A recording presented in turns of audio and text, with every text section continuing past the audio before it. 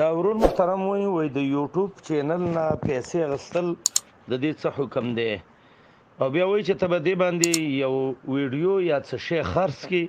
نو طالب د هغې پیسې درکړي او بیا پکې دا وای چې دې کې کله تصویران هم دغه شي او کله نور ناروا کارونه اصل خبره دا ده وروره چې حلال هغه دي چې الله حلال کړي دي او حرام هغه دي چې الله حرام کړي دي کته د دې چینل سره کار کې او تولس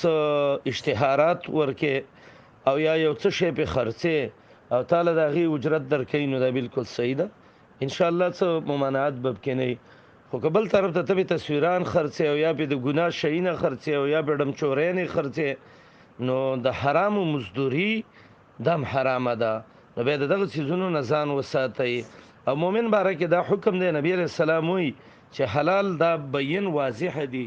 او حرام هم واضح دي چا چې او د دې په منځ کې څه مشتبه سيزونه دي چې ډېر خلک پاغي نه پويږي نو چا چې د دې نه ځان وساته فقد استبرأ لعرضه لدينه وعرضه یقینا د خپل عزت او دین وساته دا مشتبه سيزونه دي ورونو دې نه ځان وساتئ او دغه چینل کې تاسو کار کې په صحیح طریقه او ناروا څه شی په نه خرڅه او دغه څه دغه په خرڅه صحیح ان شاء الله ستاسو اجرت عمل دې کې بس نه وي